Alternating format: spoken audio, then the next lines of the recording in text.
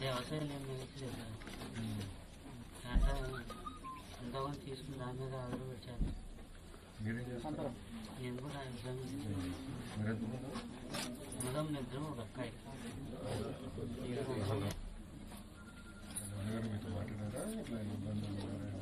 ఇబ్బందులుగా ఉందని చెప్పారు కానీ నేను నాకు చెప్పాను కొద్ది రోజులైనా ఆయన హాస్పిటల్ తీసుకుని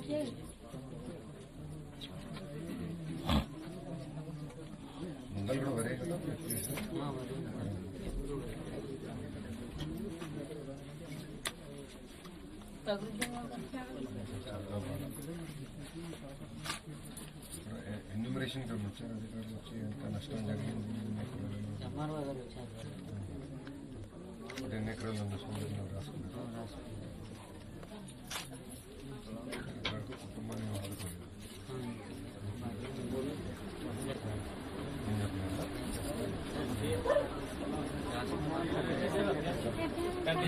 ఇస్తాము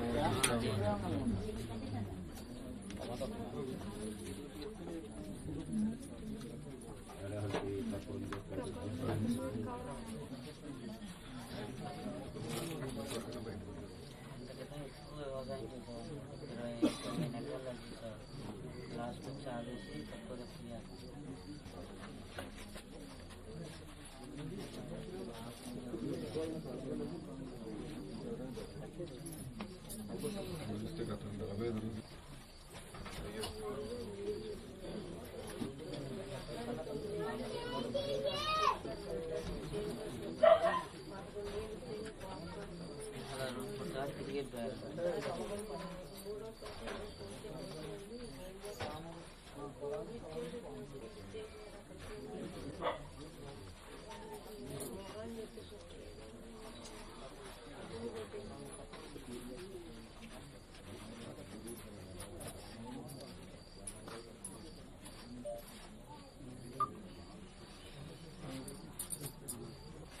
Untuk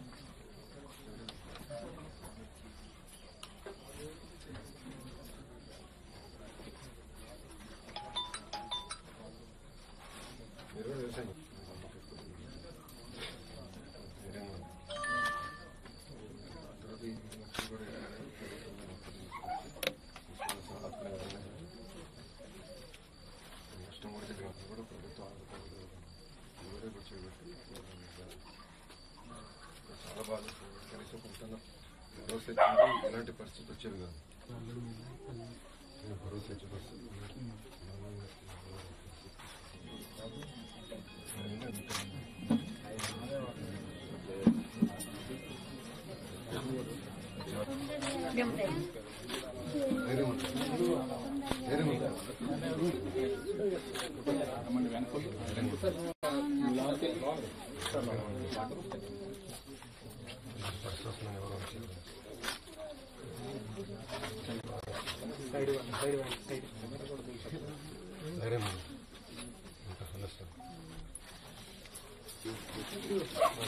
అమ్మ పడమ్మా అమ్మ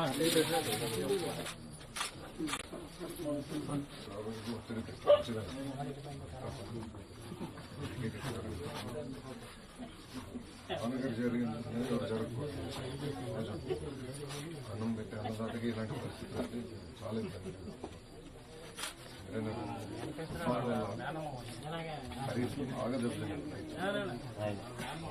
కాల వర్షాలు రాయలసీమలో మనకు వరదలు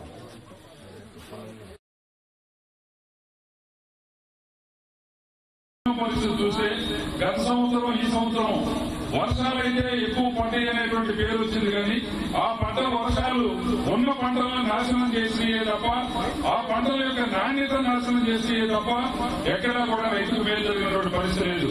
గత సంవత్సరం పడినటువంటి వర్షాలకి ఒక ప్రాంతం అంతా నష్టపోయినటువంటి పరిస్థితి. 2019 ఖరీఫ్లోనే ఈ రాష్ట్రంలో పెద్ద ఎత్తున నష్టాలు వచ్చినాయి. తీరా పండినటువంటి కమర్షియల్ అంటే వాణిజ్య పంటలైనటువంటి మిరప, పత్తి, లేకుంటే తినే మంచి సరగా ఇలాంటి పంటలు పండినటువంటి మెట్ట ప్రాంతాల్లో కూడా నాణ్యత పూర్తిగా కోల్పోయినటువంటి పరిస్థితి, అంతా బాగాలేనటువంటి పరిస్థితి. ధాన్యం వచ్చేసరికి మేము చూసాం, గత సంవత్సరం కానివ్వండి, ఈ సంవత్సరం కానివ్వండి, అంటే ఆకుమడి పోసిన దగ్గర నుంచి, ఊడ్పుల దగ్గర నుంచి, కోతల దగ్గర నుంచి, కట్టేతల దాకా వచ్చేసరికి 1 ఎకరానికి సంవత్సరానికి ఒకసారి నీళ్లు వస్తే, ఒక పంటకి నీళ్లు వస్తే ఒక పంట పండిస్తాం, ఒకసారి ఆకుమడి పెడతాం, ఒకసారి ఊడ్పులు ఉడుస్తాం. కానీ ఈ జగన్మోహన్ రెడ్డి యొక్క ఈ ప్రభుత్వంలో ఒక ఆకుమడి 3 సార్లు పెట్టినటువంటి పొలాలున్నాయి, 3 సార్లు ఊడ్చినటువంటి పొలాలున్నాయి. ఈ రకంగా 3 సార్లు ఊడ్చి 3 సార్లు ఆకుమడులు పెట్టి తీరా పంట పండిస్తే ఆ పండిన పంట ఈ రివర్ తుఫాన్ కారణంగా, ఇతర వచ్చినటువంటి వరదల కారణంగా నీటి పాలైపోయినటువంటి పరిస్థితి. ఇది ప్రకృతి యొక్క ప్రళయం. జల ప్రళయం వస్తే ఎంత భయంకరంగా ఉంటుందో మనం కళ్ళారా చూసాం ఈ సందర్భాల్లో. అయితే ఇలాంటి విపత్తులు వచ్చినప్పుడు ఒక కుటుంబానికి యజమాని ఎలా పెద్దనో ఈ వ్యవస్థ మొత్తానికి, రాష్ట్రానికి పెద్దగా ఉన్నటువంటి ప్రభుత్వం, సాక్షాత్తు ముఖ్యమంత్రి ఎలా వ్యవహరించేవాళ్ళో గతంలో మనం చంద్రబాబు నాయుడు గారు ముఖ్యమంత్రిగా ఉన్నప్పుడు చూసాం. ఆయన 70 సంవత్సరాల వయసులో తిత్లీ, పెద్దాయి తుఫాన్లు వస్తే ఆయన మోకాళ్ళ వరకు నీళ్లలో దిగి, పొదలో దిగి, శ్రీకాకుళం, విజయనగరం, విశాఖపట్నం ప్రాంతాల్లో వచ్చినటువంటి ప్రళయాల్ని దగ్గర కూర్చొని, చెట్టు కింద బస్సులో కూర్చొని ఎలా తిప్పికొట్టి ప్రజానీకానికి అండగా నిలబడ్డాడు, ధైర్యాన్ని ఇచ్చాడో మనం చూసాం. దురదృష్టం, ఈ రోజు నిండా 45 ఏళ్లు లేని ముఖ్యమంత్రి, నేను బాక్సర్ని, పోటుగాడిని పొడుస్తానని చెప్పేటువంటి ముఖ్యమంత్రి ఇంత విపత్తులు జరిగితే ఒక్క చోట కాలు మోపినట్టు గాని, ఒక్క పరకని తాగినట్టు గాని, ఒక్క రైతు పుత్రమే చేసి మీరు అధైర్యపడకండి, మీకు నేనున్నాను, నేను ఆలోచిస్తాను, నేను చేస్తాను అని ఏమైనా ఒక్క మాట చెప్పేదానికి మన రాష్ట్ర ప్రజానీకం నోచుకున్నటువంటి పరిస్థితుల్లో ఈ 18 మాసాల కాలంలో ఈ జగన్మోహన్ రెడ్డి పరిపాలన వచ్చిన తర్వాత ఇప్పటికీ 767 మంది రైతులు ఈ ఇబ్బందులు తట్టుకోలేక ఉసురు తీసుకున్నారు. ఇది 777 కాదండి, చనిపోయినటువంటి వాళ్ళు వీళ్ళు.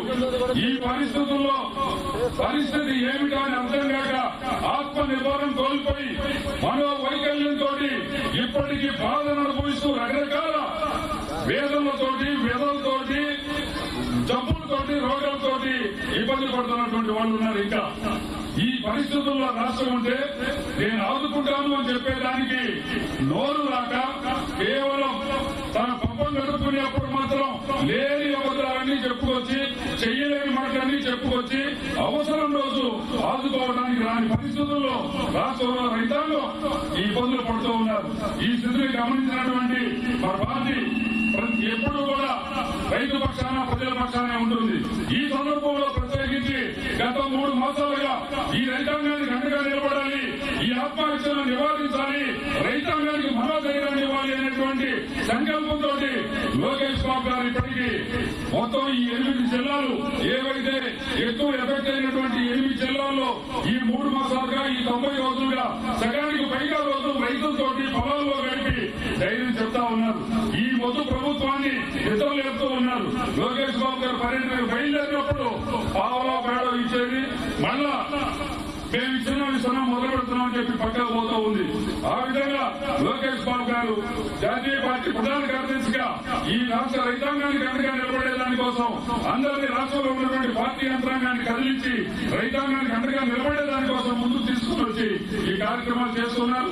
దానిలో భాగంగానే ఈ రోజు, రేపు, ఎల్లుండి కూడా ఈ రైతు కోసం తెలుగుదేశం అనేటువంటి కార్యక్రమంలో భాగంగా ఈ రైతు ఆత్మహత్యలు చేస్తున్నటువంటి కుటుంబాన్ని స్వయంగా పరిశీలించి, పరామర్శించి, వాళ్ళ దగ్గర వివరాలు తెలుసుకొని రాబోయేటువంటి కాలంలో రైతాంగానికి ఏ విధంగా అండగా నిలవాలి అనేది రూపకల్పన చేయడానికి వచ్చారు. ఈ సందర్భంగా మిమ్మల్ని అందరినీ కలిసాం, మీ బాధలు విన్నాం, తెలుసుకున్నాం. జరిగిన నష్టం జరిగింది.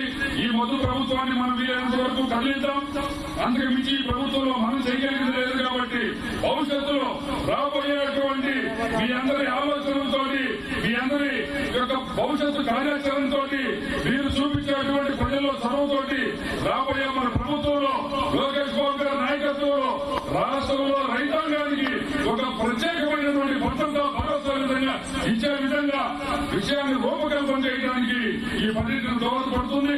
మీరు చెప్పేటువంటి అన్ని విషయాలు కూడా, మీతో మాట్లాడే అన్ని విషయాలు కూడా అందులో పొందుపరచడానికి దోహదపడతాయి. కాబట్టి మీతో ఈ కార్యక్రమాన్ని పాల్పంచుకోవడం నా అదృష్టంగా భావిస్తూ ఈ అవకాశం ఇచ్చినటువంటి మండలి బుద్ధప్రసాద్ గారికి ధన్యవాదాలు తెలియజేస్తూ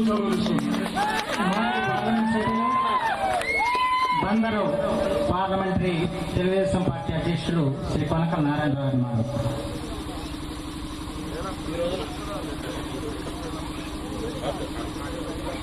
ఈ రోజున తుఫాను వల్ల నష్టపోయిన రైతులు ఆత్మహత్యలకు పాల్పడితే అవినిగడ్డ నియోజకవర్గానికి పరామర్శకు ఇచ్చేసినటువంటి మన తెలుగుదేశం పార్టీ జాతీయ ప్రధాన కార్యదర్శి నారా లోకేష్ గారు, అలాగే సభాధ్యక్షులు మండల బుద్ధప్రసాద్ గారు, రైతు నాయకులు శ్రీనివాసరెడ్డి గారు, అలాగే కొల్లు రవీంద్ర గారు, దేవేంద్ర ఉమామహేశ్వర గారు, మరి మోదుగూడి గ్రామానికి చెందినటువంటి ప్రజలందరికీ, రైతులందరికీ కూడా నమస్కారం. జగన్మోహన్ రెడ్డి గారు రైతులకు అండగా ఉంటాము, రైతులకి ఏ కష్టం వచ్చినా కూడా నేను వారిని ఆదుకుంటానని చెప్పి మాయమాటలు చెప్పి అధికారంలోకి వచ్చి ఇవాళ నివారణ తుఫాను వల్ల రైతాంగం అంతా కూడా నష్టపోయి ఇవాళ చనిపోయే పరిస్థితి, ఆత్మహత్య చేసిన పరిస్థితి వస్తే కనీసం ఒక నమ్మకాన్ని కలిగించలేకపోయావు. నువ్వు ఆ రోజున ఏం చెప్పావు?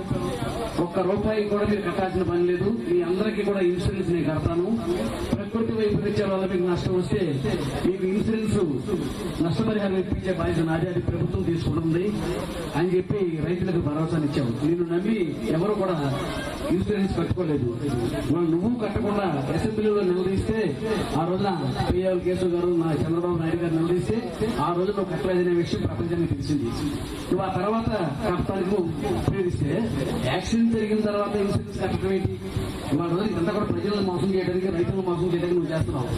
ఇవాళ ప్రకృతి వైపరీత్యం వచ్చినప్పుడు ప్రభుత్వాలు రైతుకి అండగా నిలబడాలి. ధైర్యాన్ని ఇవ్వాలి. ఇన్సూరెన్స్ కార్పొరేషన్ రాలేదు, అదే చెప్తాను. అది రైతాంగా అంతకుముందు మోసం చేశాడు. నేను కడతాను, నేను ఆదుకుంటాను, మొత్తం రైతు కట్టాల్సిన ఇన్సూరెన్స్ అంతా ప్రభుత్వమే కడతాని చెప్పి చెప్పాడు. ఇవాళ కట్టకుండా మోసం చేశాడు. అతను కనుక కట్టుంటే ఇవాళ నష్టపరిహారం అంతా కూడా వచ్చేది. ఇవాళ మేము రైతులను వెన్నుపోటు పడిచారు దుర్మార్గంగా. మరి ఆ విషయాన్ని మన అసెంబ్లీలో నిలదీసే వరకు కూడా అందరూ కూడా కట్టామని చెప్పి అనుకున్నాం. ఇవాళ రోజున అధికారంలో ఉన్నటువంటి దాని మీద రైతులు ఆధారపడతారు. కష్టం వచ్చినప్పుడు మీరు వచ్చి రైతులకు అండగా నిలబడాలా? ఏ ఒక్క ఎమ్మెల్యే గాని, ఎంపీ గాని మీ రైతుల దగ్గరకు వచ్చి మీ నష్టాన్ని అంచనా వేయటం కానీ, మీకు ధైర్యం చెప్పడం కానీ ఎవరు చేయలే. ఈ రోజున నారా లోకేష్ గారు, చంద్రబాబు నాయుడు గారు తెలుగుదేశం పార్టీ రైతుల దగ్గరకు వచ్చి మీ అందరికీ కూడా ధైర్యం చెప్పింది. మేము రావడం మొదలెట్టిన తర్వాతే ఈ ప్రాంతానికి మన లక్ష కాడికి ఇచ్చుకుంటూ వచ్చారు. అది కూడా ఇన్సూరెన్స్ డబ్బులు. లోకేష్ బాబు వాళ్ళు వస్తారని చెప్పి నిన్న సాయంకాలం 4-5 గంటలకి మళ్ళీ కొంతమంది రైతులకు నష్టపరిహారం ఇచ్చారు. ఇంకా ఇతర నష్టపరిహారం ఇవ్వలేదు. ఇవాళ రోజున కన్నీళ్లు తోడటానికి తాత్కాలికంగా మీ ఎంతని మోసం చేయడానికి కోరుకున్నారు తప్ప లోకేష్ బాబు గారు ఒకటే అడుగుతున్నారు. 765 మంది రైతులు చనిపోయారు సుమారుగా, 67 మంది. వాళ్ళందరికీ నష్టపరిహారం ఎప్పుడు ఇస్తావు, ఎలా ఇస్తావు ముందే చెప్పు. ఇవాళ వ్యవసాయంగా నష్టపోయిన వారికి నష్టపరిహారం ఎలా ఇస్తావు, అంచనా ఎంత వేస్తున్నావు, ఏ రైతుకి ఎంత ఇవ్వదలుచున్నావు, ఇంతవరకు స్పష్టంగా చెప్పలేకపోతున్నావు.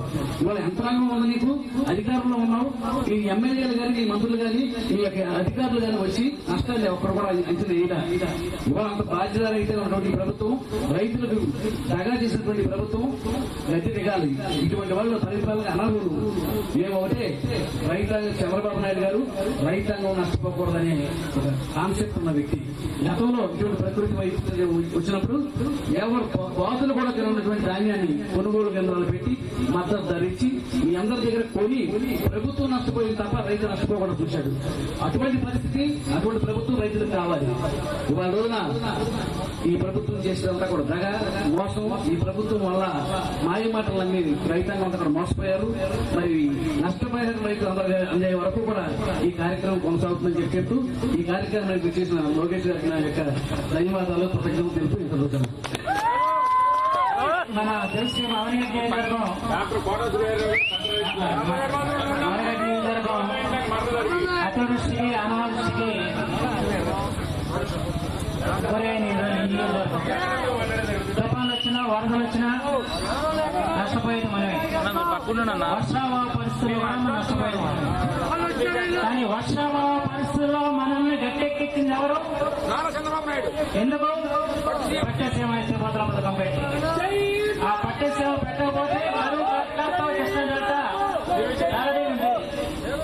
ఆ రోజున నారా కర్ణాటక గారికి కుటుంబంగా నిలిచి ఆ పట్టేసేవ ఎత్తిపోతల పథక నిర్మాణంలో జలవనరుల శాఖ మంత్రిగా ప్రధానమైన పాత్ర వహించిన దేవిని ఉమాశ్వరాన్ని మారాల్సిన కోరుతున్నాను. దాంతో పాటు ఇటీవల మన వర్షాలు ఎక్కువ నష్టానికి కారణం ఏంటి? పొలాలు నీరు వెళ్ళకపోవటం. నీరు ఎందుకు వెళ్ళదంటే డ్రైనేజ్ సరిగా లేకపోవటం. ఉమామహేశ్వర గారు ఉన్నప్పుడు నీటి సంఘాలతో ప్రతి సంవత్సరం కూడా ఇలాంటి సమస్య వచ్చినప్పుడు నీటిని తొలగించి ఏర్పాటు చేయించేవాళ్ళు. ఈ ప్రభుత్వం వచ్చిన తర్వాత నీటి సంఘాలను నిర్వీర్యం చేశాయి. కానీ ప్రభుత్వం అధికారుల పేరున డ్రైనేజీ బాగు చేయించారంటే అది చేయలేదు. దానివల్ల నష్టపోయింది అపారమైన రైతాంగం అని చెప్పి మాత్రం మనం చేస్తూ ఇప్పుడు ఉమామహేశ్వరరావు మాట్లాడుతున్నారు. అందరికీ నమస్కారం. 1977 నవంబర్ 19 దేవసేన ఉప్పెన ఏ ప్రాంతంలో 10,000 మంది పైగా చనిపోయారు. ఒక్కసారి 43 ఏళ్ళు వెనక్కి వెళ్ళండి. అన్ని వేల మంది చనిపోయినా కూడా గుండె తెడుగు చేసుకొని ప్రతి కుటుంబం కూడా మళ్లీ నిలదొక్కుని మనం పట్టగట్టి ముందుకెళ్ళాం. ఇవాళ చూడండి, ఒకే నియోజకవర్గంలో 4 రైతుల ఆత్మహత్యలు. కాసు బ్రహ్మానంద రెడ్డి గారి దగ్గర నుంచి ఎన్టీ రామారావు గారి దగ్గర నుంచి చంద్రబాబు నాయుడు గారి దాకా ఏ కష్టం వచ్చినా ఏ ముఖ్యమంత్రి అయినా ఇక్కడికి వచ్చి ధైర్యం చెప్పి వెళ్ళేవాళ్ళు. మేమున్నామని చెప్పి వెళ్ళేవాళ్ళు. ఒక భరోసా ఇచ్చేవాళ్ళు. తాడేపల్లి రాజప్రసాదంలో పబ్జీ గేమ్ ఆడుకునే జగన్ రెడ్డి గారికి తిరిగినా అక్కడి నుంచి ఇక్కడ రావాలంటే అరగంట పడదు. వచ్చే నేనున్నాను అని చెప్పేస్తే ఈ ఆదిశేషుడు చచ్చిపోయేవాడా, ఆ గంగరాజు చచ్చిపోయేవాడా, కృష్ణరాజు చచ్చిపోయేవాడా? మీరే ఆలోచన చేయండి. ఏ ప్రభుత్వం దళిత ప్రభుత్వం ఏ విధంగా పనిచేస్తా ఉందో మాటలు కోటలు ఆడుతా ఉన్నాయి. తడిసిన రంగు మారిన మొలకెత్తిన ధాన్యాన్ని కొంటానని 2 శాసనసభలో చెప్పి ఇవాళ దళారులు తప్పు చెప్పాడు. దళారులు ఇవాళ తడిసిన ధాన్యం పొద్దున బాబు రోడ్డు మీద అయితే ట్రాక్టర్లో 900 రావట్లేదు బస్తాకని చెప్పాడు. తడిసిన రంగు మారితే 500 పొందుతారు. నీలో రావాలా నీలో రావాలా ఈ ప్రభుత్వాన్ని నిలదీయాలి. కాబట్టి ఇవాళ ఇంత అన్యాయం జరుగుతూ ఉంది. కాబట్టి ఇవన్నీ ప్రతి కుటుంబంలో కూడా దగ్గర ఎంతసేపు కూర్చొని వాళ్ళ కష్టాలు వాళ్ళ బాధలన్నీ కూడా ఈ నిర్ణయాల కుటుంబ పరంగా ఏ విధంగా అన్యాయం జరిగింది 4 కుటుంబాలనేది లోకేష్ బాబు స్వయంగా విని చూసి వచ్చి మీతో మాట్లాడటానికి వచ్చారు. తప్పకుండా మీ పక్షాన ఉంటాం. ఎక్కడో ఉన్న గోదావరమ్మని ఇక్కడ తీసుకొచ్చిన అప్పర భగీరథుడు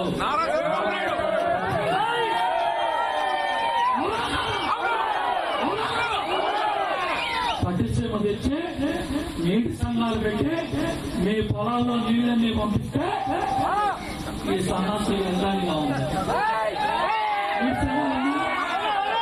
నీటి సంఘాలు తీసుకుంటే అదే నీటి సంఘాలు ఉంటే ఆ నీళ్లుండే ఆ పొలాల్లో డ్రైనేజీలన్నీ శుభ్రపరచాలి కదా.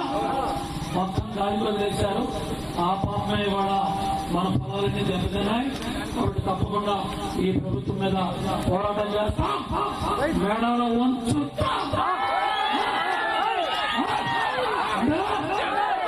బయలుదేరాలందరూ తప్పకుండా లోకేష్ బాబు మళ్ళీ రేపు ప్రకాశం వెళ్తున్నాడు, ఎల్లుండి గుంటూరు వెళ్తున్నాడు. కాబట్టి అందరం కూడా రేపు రచ్చబండల మీద కాళీ నడుతున్నాం. రైతు భరోసా కేంద్రాలు వాలంటీర్ వ్యవస్థ, సచివాలయ వ్యవస్థ ఏం చేస్తున్నారా? ఏం చేస్తున్నారు? వలన వ్యవస్థ పనిచేస్తున్నారా? ఏమన్నా రెవెన్యూ వ్యవస్థ పనిచేస్తున్నారా? చంద్రబాబు గారి టైంలో ఒక మోతాదు ఉండేవాడు, ఒక వినియోగం ఉండేవాడు, ఒక తహసీల్దార్ని పంపించేవాళ్ళం. లెక్కలు వచ్చేసాయి, వారం రోజుల్లో లెక్కలు వచ్చేసాయి, 2 వారాల్లో లెక్కలు వచ్చేసాయి. ఇవాళ కైతక్కలాడుతున్నారు. ముఖ్యమంత్రి ఏమో అక్కడ పబ్లిక్గా మాట్లాడుతున్నాడు, వీళ్ళు ఇక్కడ కైతక్కలాడుతున్నారు, మంత్రులేమో బూతులు మాట్లాడుతున్నారు. ఈ బూతుల మంత్రులు పేకాట ఆడిస్తున్నారు, రాతి ముక్క ఆడిస్తున్నారు. ఒక్క మంత్రి మీ పొలాలకు వచ్చాడా? ఒక్క మంత్రి మీ పొలాలకు వచ్చాడా? బూతులు తింటున్నామో బిజీగా ఉన్నారు. చంద్రబాబు నాయుడు తింటారా? లోకేష్ బాబు తింటారా? ఇలా పక్కంటే బూతులు తిట్టు బతుకుతున్నారు. మాతో ఏం చేశారు చంద్రబాబు గారు? బుద్ధప్రసాద్ గారితో, నారాయణతో, రవీంద్రతో మాతో పరిశ్రమ కట్టించాడు. పోలవరం 70% కట్టించాడు, లిఫ్ట్లు పెట్టించాడు. ఇక్కడ లంకపల్లిలో లిఫ్ట్ ఎందుకు ఆపాలా?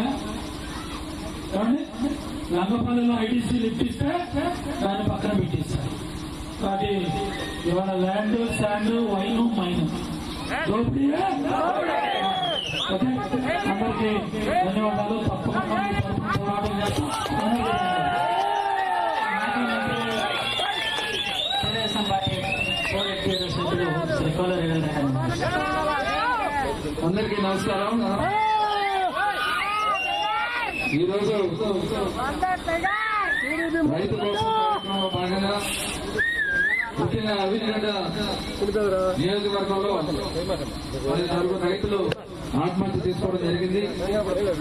వాళ్ళని ఓదార్చి వాళ్ళ కుటుంబానికి అండగా నిలబడి రైతు సోదరులు ఒక ఆత్మస్థైర్యాన్ని కల్పించాలనే ఉద్దేశంతో ఈ రోజు మన ముందుకు వచ్చిన మన యువ నాయకుడు నారా లోకేష్ గారికి, అలాగే పెద్దలు మాజీ శాసనసభ్యులు, మాజీ ఉపసభాపతి గౌరవనీయులు మండల బుద్ధప్రసాద్ గారికి, అదేవిధంగా మాజీ పార్లమెంట్ సభ్యులు, పార్లమెంట్ అధ్యక్షులు గౌరవనీయులు కొనకల నారాయణరావు గారికి, అదేవిధంగా మాజీ మంత్రివర్యులు దేవినేని ఉమామహేశ్వర గారికి, రైతు అధ్యక్షులు శ్రీనివాసరెడ్డి గారికి, ఇంకా వేదికను అలంకరించినటువంటి పెద్దలందరికీ ఇది చాలా దురదృష్టం, బాధాకరమైనటువంటి విషయం. రైతులంటే ఈ దేశాన్ని, ఈ ప్రపంచాన్ని బతికిస్తున్నటువంటి ఏకైక అన్నదాత. అటువంటి రైతు ఇవాళ కష్టాల్లో ఉన్నాడు. ఈరోజు ఈ రాష్ట్ర ముఖ్యమంత్రి అనేక కళ్ళబొల్లి మాటలు చెప్పాడు, రైతులకు అండగా ఉండాలన్నాడు. కానీ ఈ 18 నెలల కాలంలో 767 మంది రైతులు ఆత్మహత్య చేస్తున్నారంటే దానికి ప్రధాన కారకుడు ఈ ముఖ్యమంత్రి. అవునా కాదని చెప్పి అడుగుతాను. ఇవాళ ఇదే కాదు, చాలా మంది రైతులు ఈరోజు ఏమని తెలియనటువంటి, దిక్కుతోచినటువంటి పరిస్థితిలో ఉన్నారు. రైతుల గురించి పట్టించుకోడు, పరిపాలన మీద పూర్తిగా అవగాహన లేనటువంటి వ్యక్తి గాలికి వచ్చాడు, రేపు గాలికే పోతాడని కూడా ఈ సందర్భంగా మీకు తెలియజేస్తున్నాను. ఈ ముఖ్యమంత్రి కేవలం తన సంపాదన కాపాడుకోవడం కోసం, కేసుల నుంచి బయటపడటం కోసం ఇవాళ అధికారంలోకి వచ్చి పరిపాలన మీద అవగాహన లేకుండా ఇవాళ అందరినీ ఇబ్బంది పెడతా ఉన్నాడు, రైతులను ఇబ్బంది పెడతా ఉన్నాడు, అదేవిధంగా కార్మిక సోదరులను ఇబ్బంది పెడతా ఉన్నాడు. ఇవాళ తన ఆదాయాన్ని సంపాదించుకోవడానికి కోసం మాత్రమే పనిచేస్తా ఉన్నాడు. మరి ఇప్పుడు ఉమామహేశ్వర చెప్పినట్టుగా ఇసుక దోపిడీ, గతంలో లారీ ఇసుక మనం కేవలం 5,000 రూపాయలకి, మీకు ట్రాక్టర్ ఇసుక 2-3 వేల రూపాయలు మన ఇంటికి మన ఇంటికి వచ్చేది. కానీ ఇవాళ అదే ఇసుక మనకు వచ్చే పరిస్థితి ఉందా? ఇవాళ పక్క రాష్ట్రాలకు అమ్ముకుంటా ఉన్నారు. ఇవాళ మన మంత్రులు, మన జిల్లా మంత్రులు కనీసం ఇక్కడ జిల్లాలో అవినీతి నియోజకవర్గంలో 4 రైతులు చనిపోతే కనీసం వచ్చి పలకరించాలనేటువంటి జ్ఞానం లేనటువంటి మంత్రులు. అవునా కాదా? నేను మన ఊపిరి మాట్లాడటానికి, వాళ్ళ పదవులు కాపాడుకోవడానికి, ఇవాళ చంద్రబాబు నాయుడు గారు మాట్లాడటానికి వాళ్ళ ముందుకు వస్తా ఉన్నారు. ఇవాళ మన కోసం, మన ఆరోగ్యం కోసం ఆర్నిసలో కష్టపడే 5 సంవత్సరాలు మరి ఎక్కడా కూడా కష్టాలు ఉన్నటువంటి రాష్ట్రాన్ని ముందుకు తీసుకొచ్చారు. ఇవాళ రైతులు కష్టాల్లో ఉన్నారు. ఇన్సూరెన్స్ మీరు కట్టలేదంటే అసెంబ్లీలో బుకాయిస్తామంటే 70 ఏళ్ల వయసులో 2 కాళ్ళు మడతేసుకుని అసెంబ్లీ పోడియం ముందు కూర్చున్నటువంటి మొట్టమొదటి మాజీ ముఖ్యమంత్రి నారా చంద్రబాబు నాయుడు గారు మన కోసం, మన రైతాంగం కోసం, మన రాష్ట్రం కోసం మరి ఆయన చేస్తున్నటువంటి మరి త్యాగాన్ని కూడా మనం ఈరోజు చూస్తా ఉన్నాం. ఆయన పట్టుకుని అసభ్యంగా మాట్లాడతారు. అసెంబ్లీలో ఏ రకంగా మాట్లాడుతున్నారో చూసాం. ఇవాళ మాటలు మాట్లాడేసి పైచే అయిపోయింది అనుకుంటే ప్రజలన్నీ కూడా గుర్తు పెట్టుకుంటా ఉన్నారు. తప్పకుండా మిమ్మల్ని అణిచేస్తారో చదువులోనే ఉంది. మరి మొన్న ఈ స్థానిక ఎమ్మెల్యే మాట్లాడుతూ ఉన్నాడు, మట్టి విషయంలో మీకు దోపిడీ జరుగుతుందని చెప్పి మన వాళ్ళని అడిగితే తెలుగుదేశం పార్టీ వాడిని పాతరేస్తానంటా ఉన్నాడు. ఎవరు అక్కడ అవినిగడ్డ నియోజకవర్గ ప్రజలు ఈ రోజు ఎన్నికలు పెడితే నేను ఇలాంటి తప్పుడు కూతురు కూసి తప్పుడు మాటలు మాట్లాడి మీరు చేసే తప్పుడు పనులకి ఇళ్ల స్థలాల పేరుతో దోచుకున్నారు, ఇసుక పేరుతో దోచుకున్నారు. ఇవాళ మద్యం పేరుతో ఇవాళ పేదవాడి దగ్గర నుంచి దోచుకుంటా ఉన్నది ఈ ప్రభుత్వం. పనికిరాన్ని బ్రాండ్ భూమి భూమి అంట పనికొచ్చే బ్రాండ్ ఏమన్నా బ్రాండ్ వేసి ప్రజా ఆరోగ్యాన్ని దోచుకుని ఆస్తులు దోచుకునే విధంగా ఈ ప్రభుత్వం పనిచేస్తా ఉంది. మన కోసం మన యువ నాయకుడు నారా లోకేష్ గారిని అనేక రకాలుగా ఇబ్బంది పెట్టాలని చూస్తా ఉన్నారు. అయినప్పటికీ కూడా ఆయన మన కోసం ఈ రోజు వస్తా ఉన్నారు. ఖచ్చితంగా వారి ఆశయం నెరవేరుతుంది. రైతు కష్టాలు నెరవేర్చే వరకు లోకేష్ గారితో మనం అందరూ కూడా ఉంటాము. అవునా కదా? నడుతామా లేదా? వర్ధిల్లాలి నారా లోకేష్ గారి నాయకత్వం, నారా చంద్రబాబు నాయుడు గారి నాయకత్వం. ధన్యవాదాలు రవీంద్ర గారు. ఇప్పుడు ఇందాక లోకేష్ గారు వస్తుంటే మహిళలందరూ కలిశారు. మహిళలందరూ కలిసి అయ్యా వేసిన రోడ్లు తప్ప ఒక్క రోడ్డు కూడా వేయలేదండి, మనందరూ తెలుసు. చంద్రబాబు గారి నాయకత్వంలో పంచాయతీరాజ్ శాఖ మంత్రిగా నారా లోకేష్ గారు మన నియోజకవర్గంలో జిల్లా పరిషత్ రోడ్లు అన్ని శాంక్షన్ చేశారు. అన్నింటినీ కూడా క్యాన్సిల్ చేస్తే కనుక మాత్రం జగన్మోహన్ రెడ్డి ప్రభుత్వాన్ని ఆ రోడ్ల గురించి నోరెక్కని మనిషి ఆడంటే మన ఎమ్మెల్యే ఎదురు మన మోదుమూడి గ్రామం వస్తాను. మోదుమూడి గ్రామంలో మంజూరు చేసిన సిమెంట్ రోడ్లు 23,70,000 క్యాన్సిల్ చేశారు. అవి కానీ వేసుకుంటే మోదుమూడిలో అన్ని రోడ్లు కూడా సిమెంట్ రోడ్లు అయ్యి ఉండేవి. అలాగే ఇప్పుడు ఇక్కడి నుంచి అశ్రాపురం రోడ్డు కానివ్వండి, ఇక్కడి నుంచి మన రామచంద్రపురం రోడ్డు కానివ్వండి, ఇవన్నీ కూడా మనం చేయడం జరిగింది. మొత్తాన్ని వైకుంఠాన్ని పంపించేశారు రోడ్లని. ఇవాళ ఎక్కడ కూడా ఒక రోడ్ వేసిన పని లేదు. మీ 18 నెలలుగా చూస్తున్నారు, ఎక్కడైనా ఒక రోడ్ వేస్తుందా? మన హాయిలో ఈ గ్రామాల్లో ఏం జరిగినా నేను చేసిన ప్రాబ్లం ఏంటంటే చంద్రబాబు గారు చేసిన పాపం ఏంటి, ఇన్ని పనులు చేయకుండా వాళ్ళ ఓటర్ కారణమైందా అని చెప్పి వాళ్ళ వేదనపడాల్సిన పరిస్థితి. సంక్షేమాన్ని రెండింటిలో కూడా 2 కళ్ళుగా భావించి రెండింటిలో కూడా సమంగా చేసుకునే వ్యక్తి నారా చంద్రబాబు నాయుడు. ఈ వృద్ధాప్య పెన్షన్ కానివ్వండి, మహిళలకి పసుకుంభం కానివ్వండి, ఇన్ని కార్యక్రమాలు చేశామండి. ఇవాళ పండుగ వస్తే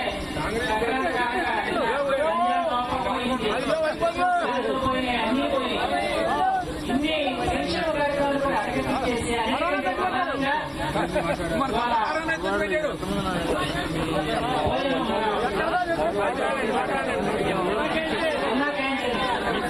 అన్నా క్యాంటీన్ అన్నా క్యాంటీన్ అంటే దాని వేరే సంస్కృతి అంటారు. గోడ కాకుండా ఏంటని అడిగితే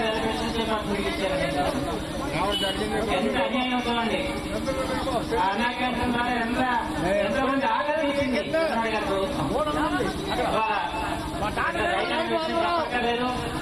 రైతులకు జరిగిన అన్యాయం ఈ ప్రభుత్వం చేస్తే అన్యాయం ఎప్పుడు వాళ్ళు ఎవరైనా చేరుతుందని చెప్పాలి. మన చేస్తున్న అన్యాయం ఇక్కడ రైతు ఆత్మహత్య చేసుకున్నారు.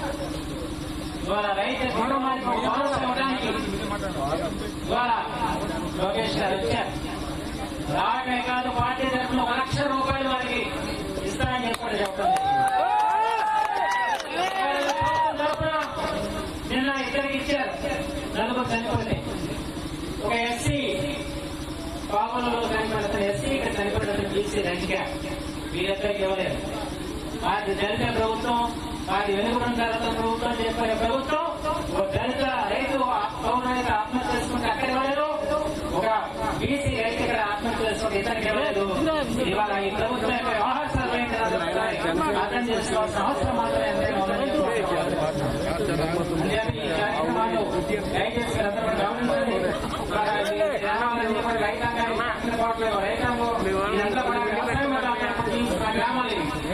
మరి గ్రామాలకు ఒక భరోసా కల్పించాలి.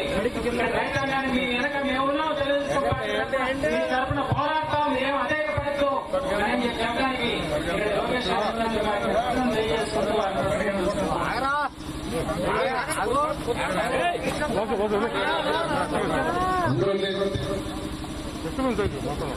అందరికీ నమస్కారం. జగన్ రెడ్డి గారు ముఖ్యమంత్రి అయ్యి 579 రోజులు.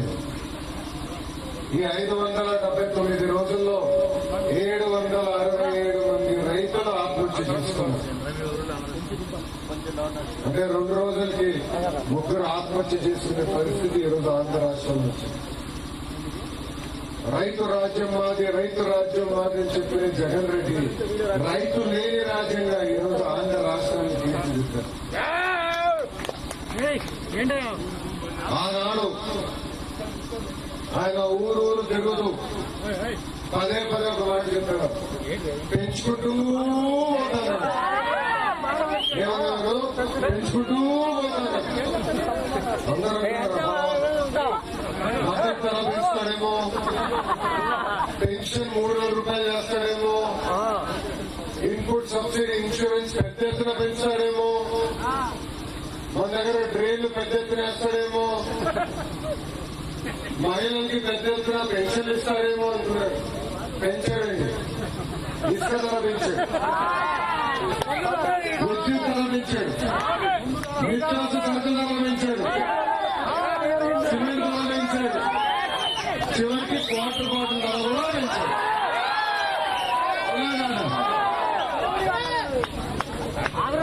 శాసనసభలో పెద్ద ఎత్తున 0 వడ్డీ గురించి చర్చ వచ్చింది.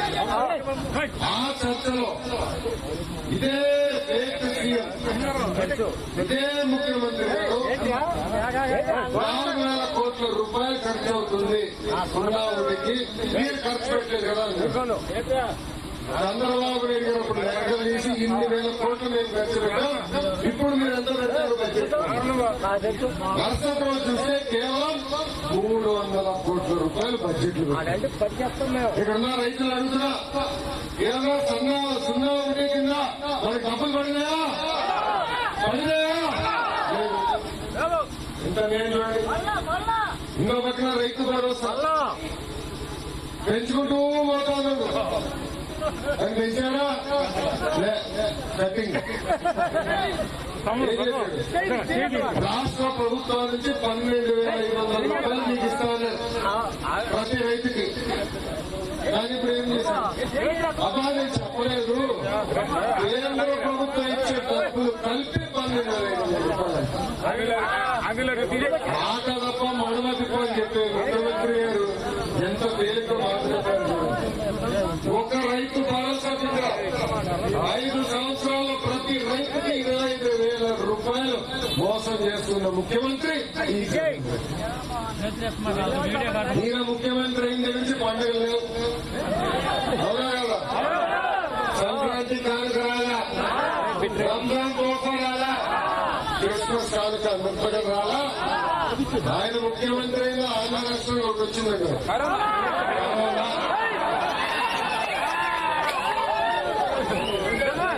ఏమన్నాడైనా బ్లీచింగ్ పౌడర్ పారాసిటమాల్ వేస్తే చాలండి.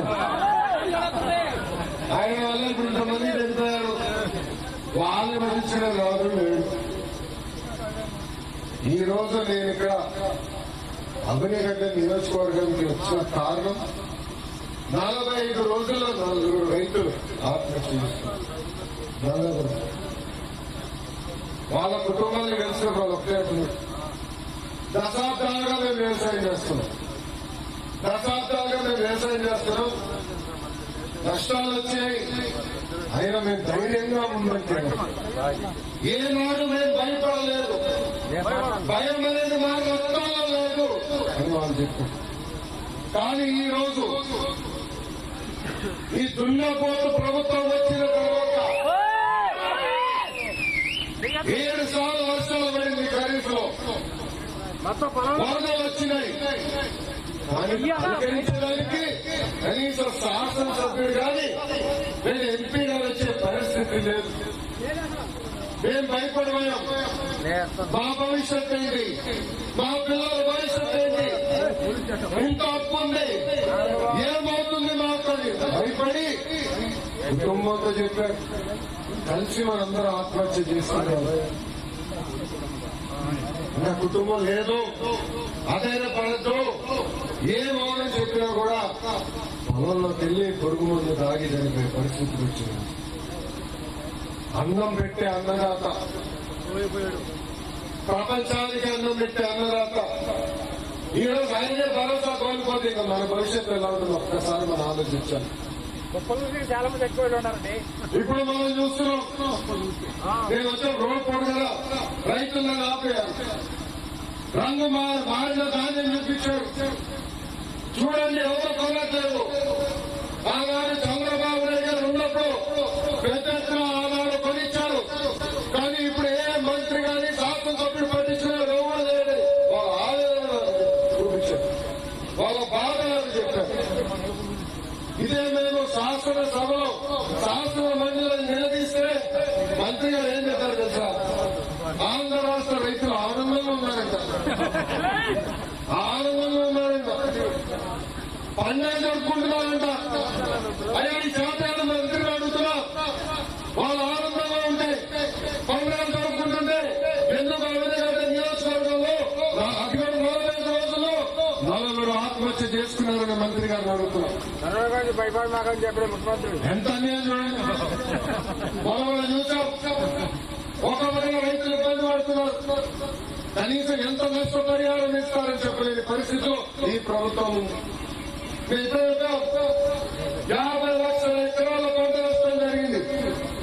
దాదాపు 10,000 కోట్ల రూపాయల రైతుల పెట్టుబడి ఈరోజు నీలమట్టమైంది. దాని గురించి మాట్లాడండి. రైతులు ఆలోచనంటే ఆ ముఖ్యమంత్రి నాకు ఆలోచనతాడు. ఇక మన ఇక్కడి నుంచి చూడాలి, కింద చెప్పుకున్నా ఆయన వస్తాడా మనం ఇప్పుడు చూసే పరిస్థితి. అవునా కదా? నాగపెట్టి కదా ఈ ముఖ్యమంత్రి కదా. ప్రజా సమస్య ఇప్పుడు తెలుసుకున్నారా? ఆయన అంటున్నాడు. ఇంకా మంత్రి గారు ఏం చెప్పాలా? వ్యవసాయ శాఖ మంత్రి ఏకంగా రికార్డింగ్ డాన్స్ చూస్తున్నాడు. రికార్డింగ్ డాన్స్ అంటే ఎలాంటి పరిస్థితి వచ్చిందో చూడండి. ప్రభుత్వం ముఖ్యమంత్రి ఏమో గాల్లో తిరుగుతాడు, వ్యవసాయ శాఖ మంత్రి గారేమో రికార్డింగ్ డాన్స్ కూర్చుంటాడు, ఇంకొకటి సన్నాసి ఏమో బూతులు పెడతాడు. ఎవరు తెలుసు కదా? సన్నబీరం ఏదయ్యాడు రేపు చెప్తాను రా. ఇంకేమైనా 2 బూతులు చెప్తాను, మాకు రాదు. ఏం చెప్పాలా? సన్నబీరం ఏదంటే బూతులు చెప్తాను. అయ్యా సన్నబీరం ఏదంటే బూతులు చెప్తాను. ఏం చెప్పాలా? ఆ బూతులు మంత్రి పెట్టి బాగుండేది కానీ అదే సన్నబీరం ఇవ్వలేక బాగా ఫ్రస్ట్రేషన్ వచ్చింది. ఈరోజు నేను కుటుంబాన్ని కలిసినప్పుడు చాలా కుటుంబాల్లో కూడా భవన నిర్మాణ కార్మికులు ఉన్నారు, కాఫీ మేస్త్రులు ఉన్నారు, ఇంకొక పెయింటర్ ఉన్నాడు, ఫిట్టర్ ఉన్నాడు. వాళ్ళందరూ అంటున్నారు, అయ్యా ఈ ప్రభుత్వం వచ్చినందుకు మాకు పని లేదు, ఎక్కడ ఇష్టం దొరకట్లేదు, ఇస్తున్నారు కానీ మాకోతే దొరకట్లేదు అని చెప్పే పరిస్థితి వచ్చింది. అంటే ఈ సన్నాసి తింటున్నాడా, వ్యవసాయ శాఖ మంత్రి తింటున్నాడా, లేక ఈ జగన్ రెడ్డి తింటున్నాడు, దేవుడికే తెలియాలా? అవునా కదా? అలా ఉంది ఈరోజు పరిస్థితి ఆంధ్ర రాష్ట్రంలో. ఈ ప్రభుత్వం ఎలా ఉందంటే దున్నపోతులాగా ఉంది. వర్షం పడినా కదట్లా. దున్నపోతులు ఏం చేస్తాం మనం? ముల్లా కథ తీసుకే ఇప్పుడే ఉన్నా నేను మనలో చైతన్యం ఉన్నారు కదా, పోరాడాలా ముల్లా కథ అప్పుడే కానీ దిగుతారు. నేను వస్తున్నానంటే డబ్బులు ఇస్తున్నాను. 70 నేర్చుకోవడానికి ఫోన్ వచ్చింది. ఎందుకన్నా అగ్నిగట్టుకు వెళ్ళారు. చనిపోయిన రైతు కుటుంబాలకి 4 కుటుంబాల్లో 2కి డబ్బులు ఇచ్చారంట. బాధలో మీరు రాండి, బాధలో డబ్బులు ఇచ్చారు ప్రయాణిస్తారేమో. అంటే తెలుగుదేశం పార్టీ వస్తే ఇస్తారు, తెలుగుదేశం పార్టీ నిలదీస్తే ఇస్తారు. ఎంత లేదు, మానవతం లేదు, మనసు లేదు, రైతులు ఆదుకోవాలి ఆలోచన మటుకు ఈ జగన్ రెడ్డికి. ఇక్కడ రైతులు చివరి ఒకే ఒక మాట చెప్తున్నారు, ఇంకా ఒక 5,000 కోట్ల అప్పు తీసుకొచ్చుకునేదానికి, ఇంకొక 5,000 కోట్ల అప్పు తీసుకొచ్చడానికి ఏకంగా మీ మోటార్లకి ఇప్పుడు మీటర్లు బిగిస్తున్నారు. మీటర్లు బిగించబోతున్నారు. ఆనాడు 1983లో అన్న విశ్వవిఖ్యాత నట సార్వభౌమ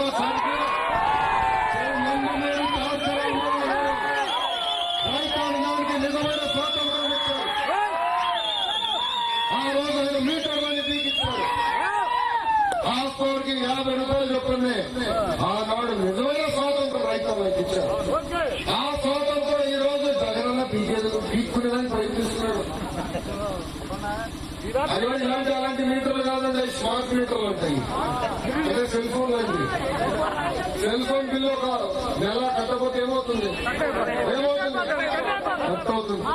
అలాంటి మీటర్లు తీసుకొస్తున్నాడు. నేను నిర్ణయం చూడండి. ఇలా మీటర్ లేకపోతే ఏం రాదు, మీటర్ లేకపోతే ఏం రాదు, బిల్లు రాదు. ఇప్పుడు మీటర్లు లేవు, బిల్లు లేదు. మీటర్లు వస్తే ఫస్ట్ వచ్చేదేమి, నెలలో ఏమొస్తుంది,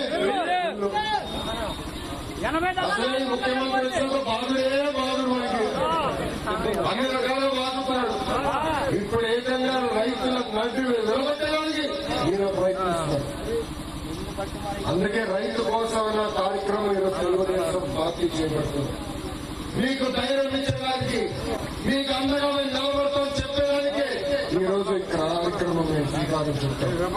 ఇంకా రాబోయే రోజుల్లో మనం ఢిల్లీలో చూసాం ఉద్యమాలు ఎక్కడ జరుగుతున్నాం. అదేవిధంగా ఈ ప్రభుత్వం వ్యతిరేకంగా మనం పెద్ద ఎత్తున ఉద్యమించాల్సిన అవసరం వస్తుందని ఇక్కడున్న రైతులందరూ తెలుసుకుంటూ కలిసికట్టుగా మనం పోరాడతామా. ఇప్పట్ల ఇక్కడ మాత్రం వేయాలా జగన్ రెడ్డి, కలిసికట్టుగా పోరాడతామా. ఈ దున్నపోతు ప్రభుత్వానికి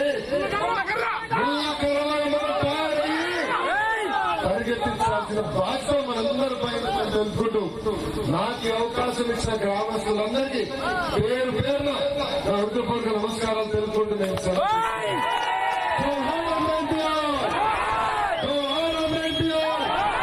చంద్రబాబు నాయుడు గారి నాయకత్వం, చంద్రబాబు నాయుడు గారి నాయకత్వం. జై హింద్. ధన్యవాదాలు. ఈరోజు ఉదయం నుంచి కూడా ఈ కార్యక్రమం విజయవంతం చేసిన కార్యకర్తలకి, ప్రజలకి అందరికి కూడా హృదయపూర్వకంగా అభినందనలు తెలియజేస్తున్నాం. నిజంగా ఎన్నో పనులు ఉన్నప్పుడు కూడా ఎన్నో పక్కన పెట్టి లోకేష్ గారి పర్యటన విజయవంతం చేయాలని చెప్పి ఇవాళ మీరంతా ప్రజలు రావటం నిజంగా ఉత్సాహ వాతావరణం వాళ్ళ నాయకుడికి ఒక బలాన్ని మీరు ఇచ్చారు. నాయకుడు వెనకాల మీరు ఉండవు, మీరు పోరాడండి అని చెప్పిన సాటి చెప్పిన మీ అందరికీ కూడా నేను హృదయపూర్వకంగా నేను ధన్యవాదాలు తెలియజేసుకుంటూ ఈ కార్యక్రమం విజయవంతం చేయడం తోడ్పడిన అన్ని మండలాల పార్టీ అధ్యక్షుడికి, అలాగే జిల్లా పార్టీ బాధ్యులకి అందరూ కూడా నా హృదయపూర్వకంగా ధన్యవాదాలు తెలియజేస్తున్నాను. ప్రత్యేకించి ఆవనగడ్డ మండలానికి సంబంధించిన వరకు ఆవనగడ్డ మండలం